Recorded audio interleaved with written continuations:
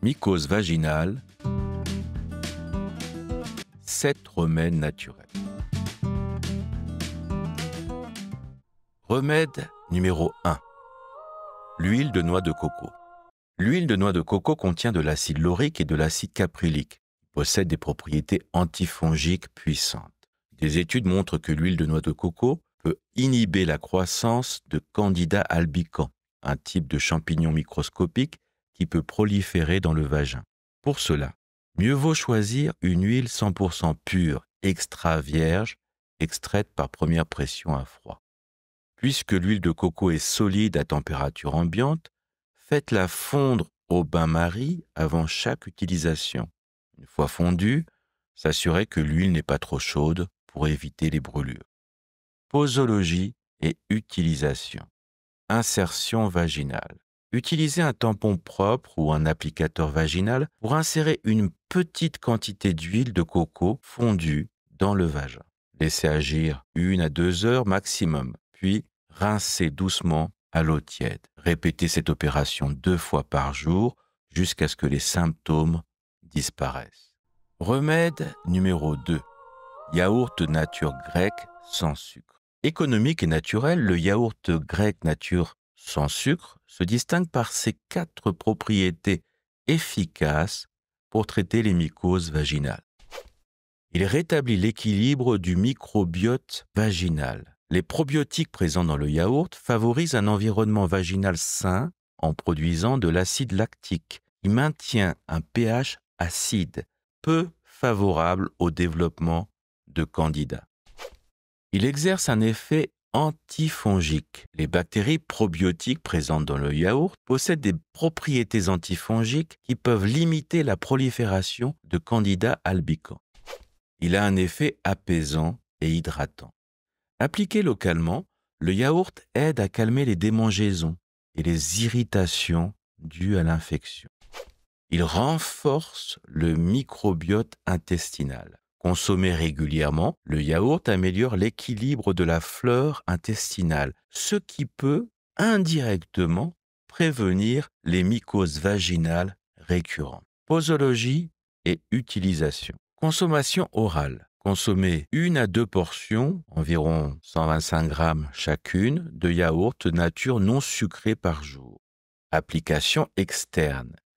Appliquez une petite quantité de yaourt nature sur la vulve pour apaiser les irritations.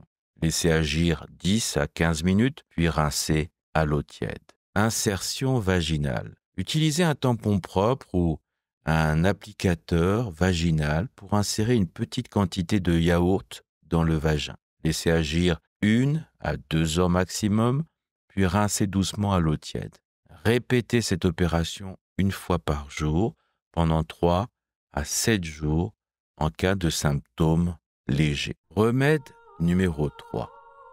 L'huile essentielle d'arbre à thé ou titri. L'huile essentielle d'arbre à thé contient des composés actifs, majoritairement des terpènes, reconnus pour leurs propriétés antifongiques, antibactériennes et antivirales. Les recherches montrent que le titri est efficace contre des souches de champignons, y compris les Candida albicans, qui sont les causes fréquentes de mycose vaginale. Mélangez 1 à 2 gouttes d'huile essentielle de titri avec une cuillère à café d'une huile porteuse, comme l'huile de noix de coco ou de jojoba. Posologie et utilisation.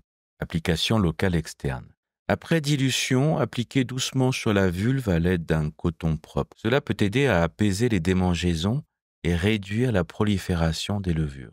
Utilisation sous forme d'ovules. Il est préférable d'utiliser des ovules au suppositoire gynécologique à base de titri, spécialement conçus pour cet usage, disponible en pharmacie. Bain de siège. Ajoutez 3 à 5 gouttes d'huile essentielle d'arbre à thé diluée dans une cuillère à soupe d'huile porteuse à une bassine d'eau tiède. Asseyez-vous dans le bain pendant 10 à 15 minutes pour bénéficier de ses propriétés antifongiques. Précaution. Limitez l'usage du bain de siège à une période de 5 à 7 jours maximum. Si vous avez des antécédents d'allergie aux huiles essentielles, évitez l'huile de titri ou testez-la sur une petite zone de peau avant usage. Remède numéro 4. Vinaigre de cidre. L'acidité naturelle du vinaigre de cidre peut inhiber la croissance de Candida albicans, la levure responsable de nombreuses infections vaginales. Un bain au vinaigre de cidre est une méthode populaire pour traiter les infections vaginales à levure. Posologie et utilisation. Pour cela, il est conseillé d'ajouter une demi-tasse de vinaigre de cidre biologique non filtré dans une baignoire d'eau tiède. Vous devez vous immerger dans le bain pendant environ 20 minutes. Ce procédé peut aider à rétablir un équilibre naturel du pH vaginal et à éliminer les micro-organismes nuisibles sans affecter les bonnes bactéries. Précaution. Bien que le bain au vinaigre de cidre puisse être bénéfique, il est important d'éviter les douches vaginales avec cette substance. Les douches peuvent éliminer les bactéries bénéfiques, rendant le vagin plus vulnérable à de nouvelles infections. Remède numéro 5. La berbérine. La berbérine, un alcaloïde extrait de plantes comme le Berberis vulgaris, est reconnue pour ses puissantes propriétés antifongiques. Elle agit efficacement contre Candida albicans, la principale cause des mycoses vaginales, en inhibant la prolifération du champignon et en perturbant sa membrane cellulaire. En plus de limiter sa croissance, la berbérine empêche la formation de biofilms protecteurs, rendant le champignon plus vulnérable au traitement et réduisant ainsi les risques de récidive. Ce remède naturel est particulièrement utile en cas de résistance aux antifongiques conventionnels. Posologie et utilisation. Capsule ou comprimé. Prendre 400 à 500 mg d'extrait de berbérine standardisé 2 à 3 fois par jour pendant 7 à 14 jours. Usage local. Préparer un bain de siège en diluant une cuillère à café de teinture dans 500 ml d'eau tiède et utiliser une fois par jour pendant 7 jours maximum. Précaution. La berbérine est contre-indiquée chez les femmes enceintes ou allaitantes. De plus, la berbérine peut interagir avec certains médicaments, notamment les anticoagulants, les antidiabétiques et les antihypertenseurs, en renforçant leurs effets.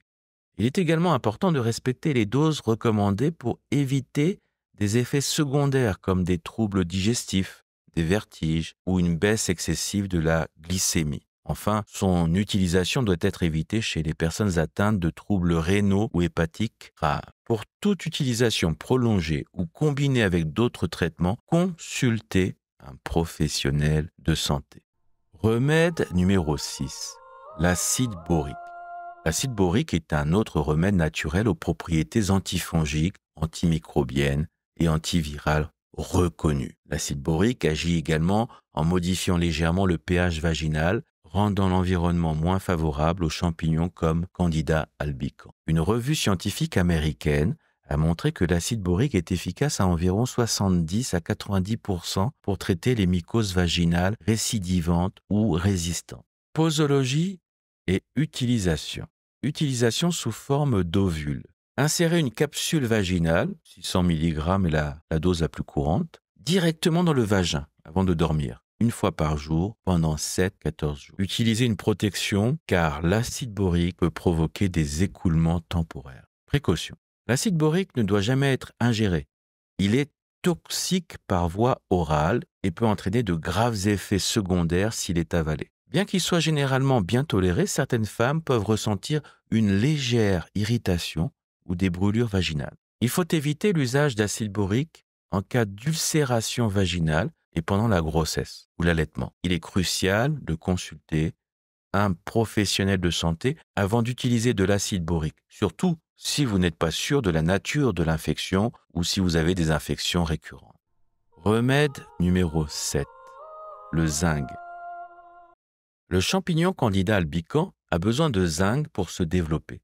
En cas de carence en zinc, il produit une protéine, PRA1, qui lui permet de puiser ce métal dans les cellules voisines et le mucus vaginal.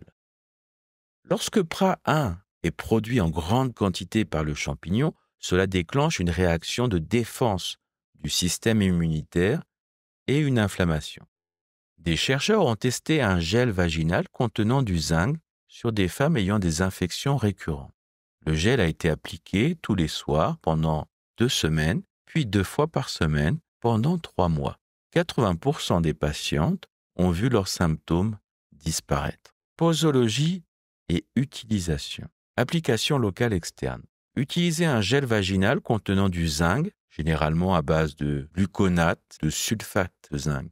Ces produits sont déjà parfois disponibles pour traiter la sécheresse vaginale. Appliquez une petite quantité de gel directement dans le vagin à l'aide d'un applicateur ou avec les doigts propres. Fréquence.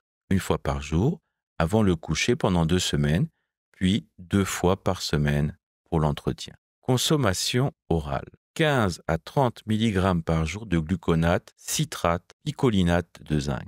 Précaution. Consultez un professionnel de santé avant d'utiliser un gel au zinc, surtout si vous n'avez pas encore le diagnostic confirmé. Évitez le surdosage. Une dose excessive de zinc peut causer des effets indésirables comme des nausées, des maux de tête, des douleurs abdominales et une perturbation de l'équilibre d'autres minéraux comme le cuivre. Le zinc peut interagir avec certains antibiotiques ou des médicaments pour la thyroïde en diminuant leur absorption. Prenez-les à au moins 2 heures d'écart.